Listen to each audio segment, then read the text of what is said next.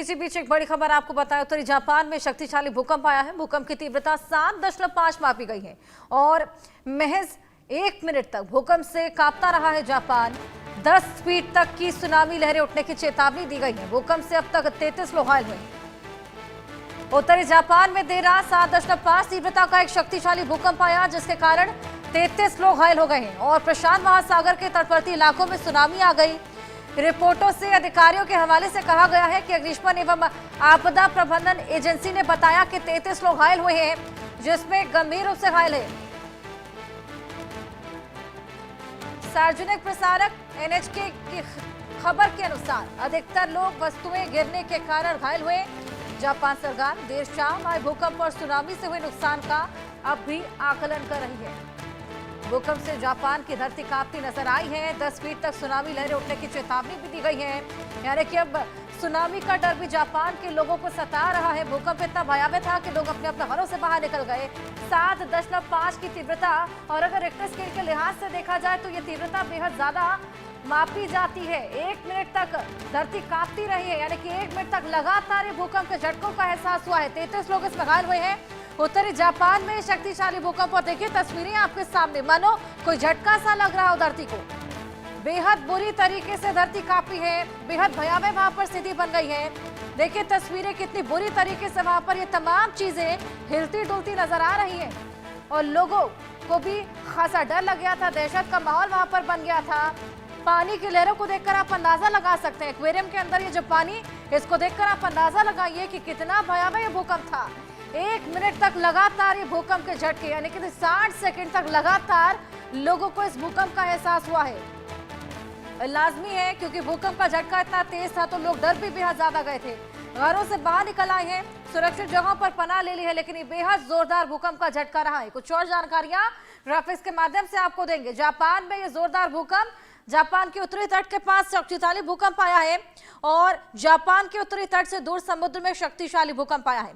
उत्तरी तट पर यह पनपा था। भूकंप की तीव्रता रिक्टर स्केल पर 7.5 मापी गई है, यानी कि रिक्टर स्केल पर 7.5 का ये भूकंप रहा है। भूकंप का केंद्र आओमोरी और होकाइडो के तटीय क्षेत्र बताए जा रहे हैं।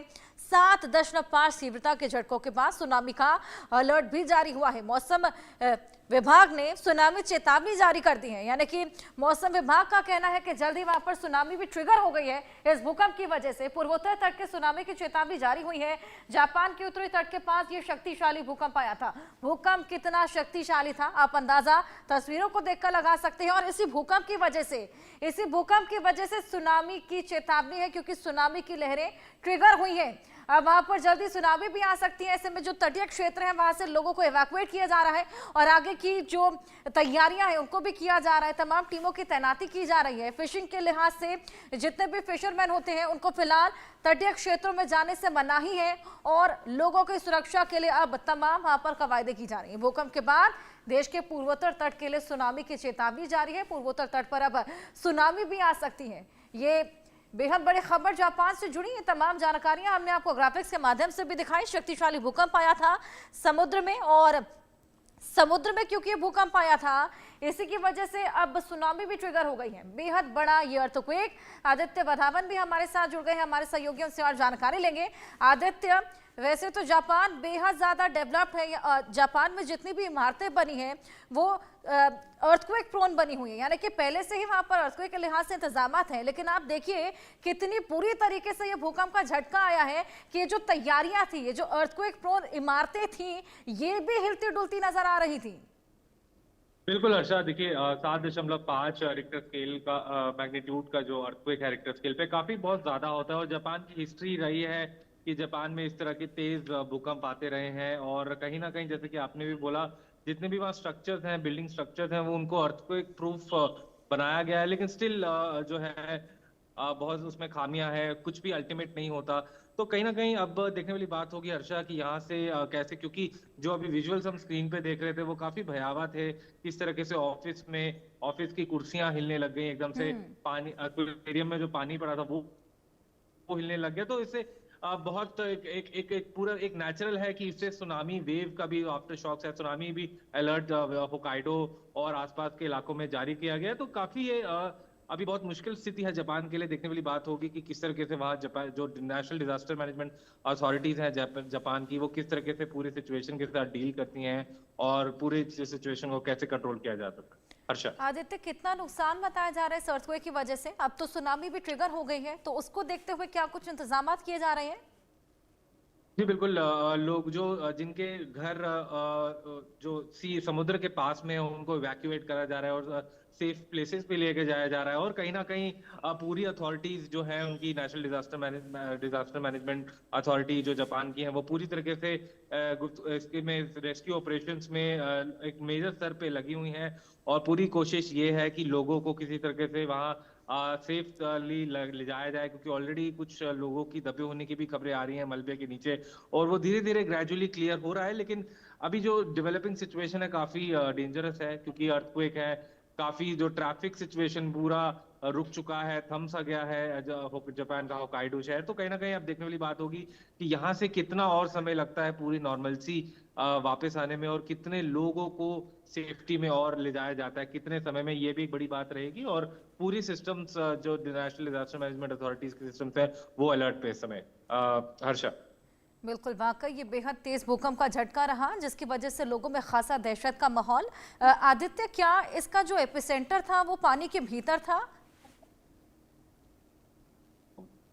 जी, अगर आप माने तो कहीं ना कहीं पानी से थोड़ा सा हटके एपिसेंटर था, लेकिन सतह को इतना तेज उसने हिलाया, क्योंकि देखिए 7.5 जो मैग्नीट्यूड का अर्थक्वेक जो है, ये काफी होता है एक सुनामी ट्रिगर करने के लिए, क्योंकि बहुत ज्यादा तीव्रता इसकी बहुत ज्यादा होती है। तो उसी वजह से ये सुनामी का अलर्ट अब जारी हुआ है भूकंप के साथ। तो अब देखने वाली बात होगी हर्षा कि कितने समय में जो है चीजें यहाँ से नॉर्मलाइज होती हैं जापान में। जी बिल्कुल, वाकई ये देखने वाली बात होगी। फिलहाल जिस तरीके से जापान में ये पूरी दहशत का माहौल बना है, उसके बाद से ही तमाम तैयारियां सरकार की ओर से की जा रही हैं। लोगों को इवैक्यूएट किया जा रहा है, लोगों को आगाह किया जा रहा है, और नुकसान की भरपाई की भी पूरी कोशिश की जा रही है। जिस तरीके से पूरा अर्थक्वेक पनपा है अभी फिलहाल, क्या उसके बाद आफ्टर शॉक्स भी महसूस किए गए हैं वहां पर?